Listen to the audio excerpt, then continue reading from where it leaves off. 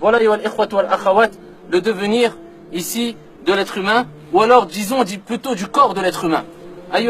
Quand vous serez enterré, il n'y aura pas de tapisserie, comme on le dit souvent, il n'y aura pas de moquette, il n'y aura pas de lumière tamisée, il n'y aura pas de gens qui vont vous soutenir, qui vont vous aider parmi vos proches, parmi vos parents, parmi vos enfants. Seul celui qui a accompli des œuvres salutaires pourra goûter à la félicité, même dans cette demeure. Car le prophète alayhi afdalus salatu wa taslim nous a rappelé que Al-Qabr, rawdatun min riyadil jannah, ou hufratun min hufarin niran, que cet endroit, soit il sera un jardin parmi les jardins du paradis, soit un trou profond parmi les abîmes de l'enfer ou l'abîme de l'enfer.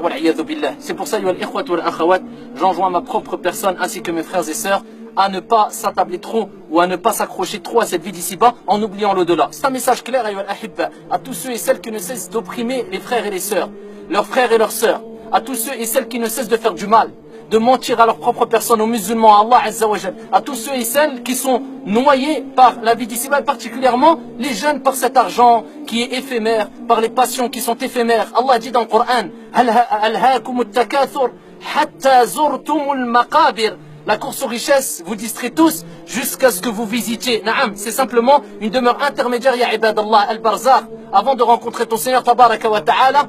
La course aux richesses vous distrait tous jusqu'à ce que vous rencontrez ici votre Seigneur tabaraka wa ta'ala. Mais avant cela, jusqu'à ce que vous visitiez les tombes. C'est pour ça, ya al-ahibba, celui qui veut méditer comme il se doit, qu'il regarde les 4 blocs de terre et qu'il se rende compte et qu'il soit sûr que ça c'est sa demeure. Naam, ça c'est sa vraie demeure et ça c'est ce qu'il attend.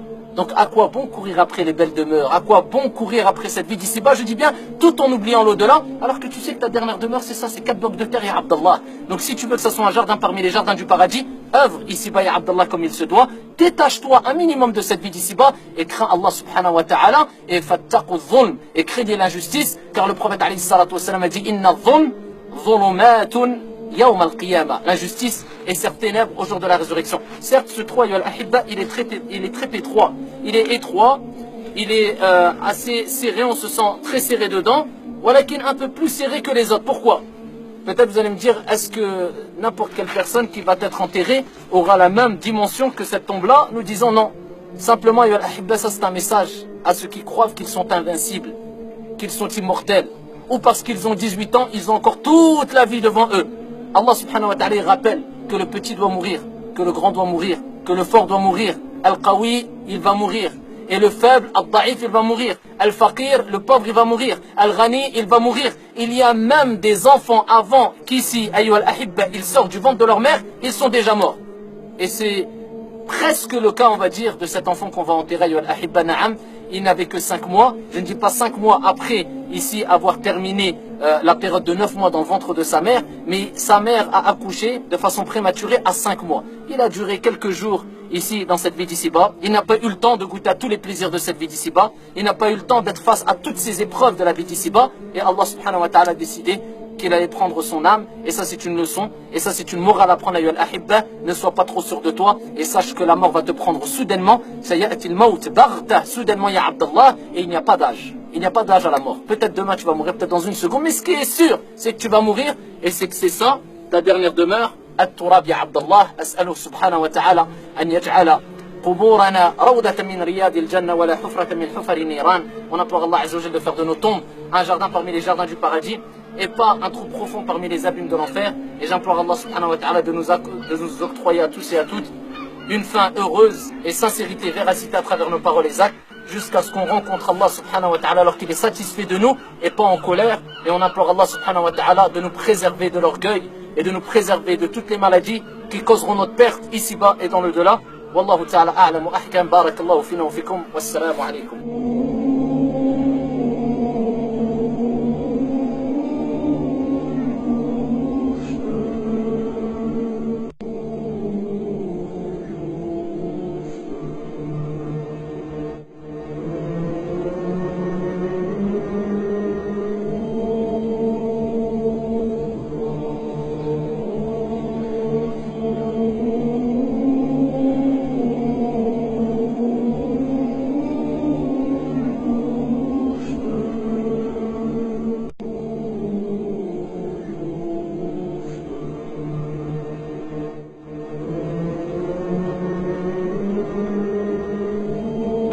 الله الرحمن الرحيم والحمد لله رب العالمين والصلاة والسلام على أشرف الأنبياء والمرسلين وعلى آله وصحبه أجمعين أيها الإخوة والأخوات. Sans rentrer dans les détails, dans la divergence concernant un enfant qui meurt en bas âge, mais de façon générale, nous disons, il y a une grande divergence au sein des gens de science, mais la parole prépondérante, Wallahu ta'ala a'lam wa ahkam, si un enfant meurt, surtout à cet âge-là, c'est-à-dire 5 mois, bi'idnillahi azza wa jal, on espère qu'Allah subhanahu wa ta'ala fasse de lui un habitant parmi les habitants du paradis. Na'am, ayyuha al-ikhwat wal akhawat, lui, il ne rendra pas des comptes sur Salah, il ne rendra pas des comptes sur Zakat, il ne rendra pas des comptes sur le pèlerinage, il ne rendra pas des comptes ici sur les péchés qu'il ait pu faire, ou bien les bonnes actions qu'il aurait pu faire, etc. Parce qu'il est mort, il avait 5 mois. Et le prophète il a dit, Rufi al-qalam an thalath, la plume est levée pour 3 personnes. Et parmi ces 3 personnes, c'est l'enfant, jusqu'à ce qu'il a la raison. Et cet enfant, on espère qu'il soit parmi les habitants du paradis. On espère que ses parents, bi'idnillah azza wa jal, ainsi que nous tous et toutes, on le rejoigne au paradis, bi'idnillah subhanahu wa ta'ala, innahu waliyu dhalika wal qadiru alayh. Mais le vrai problème, favorable bil Kaaba, c'est pour les personnes qui ont la raison. Moi et toi, ya Abdallah, moi et toi, ya Amatallah. Ici, nous, on rendra des comptes sur Salah, on rendra des comptes sur At-Tawhid, on rendra des comptes sur nos dogmes, on rendra des comptes sur les petits et les grands péchés. C'est pour ça qu'Allah Azza wa Jal dit dans le Coran al-Karim, فَمَنْ يَعْمَلْ مِثْقَالَ ذَرَّةٍ خَيْرًا يَرَى وَمَنْ يَعْمَلْ مِثْقَالَ ذَرَّةٍ شَرًّا يَرَى. Allah, il n'est pas insouciant quand nous, on est insouciants. Allah, il n'oublie pas quand nous, on oublie. Et Allah, il ne dort pas quand nous, on dort. Et Allah, il ne se repose pas quand nous, on se repose. هو الحي الذي لا يموت القيوم الذي لا ينام. C'est lui le vivant qui ne meurt pas. On rendra des comptes sur toutes les actions qu'on a fait. Si minime soit-elle, Allah dit dans le Coran al-Karim, celui qui a fait le poids d'un atome de bien, il le verra. Celui qui a fait le poids d'un atome de mal, il le verra. Que dire de l'kaba'ir, c'est-à-dire les grands péchés. Et parmi les plus grands des péchés, tarkus salah, le délaissement de la prière. Alors qu'on sait tous et toutes que le prophète alayhi salatu wa sallam a dit أول ما يحاسب عليه العبد يوم القيامة من عمله الصلاة.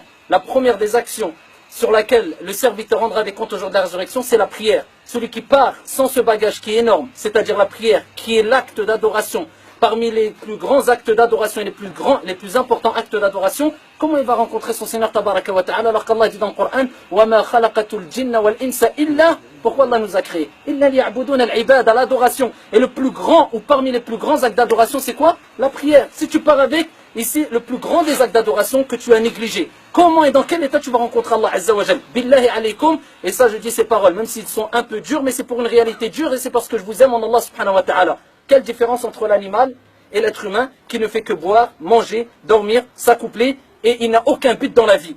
Il mange, il boit, il dort et ensuite il meurt. Quelle différence billahi alaykum? La différence ayyuhal ahibba, elle est claire. Quand le croyant adore son Seigneur tabaraka wa ta'ala, il y a une différence claire et bayna ici wadiha qui est incomparable. Mais quand la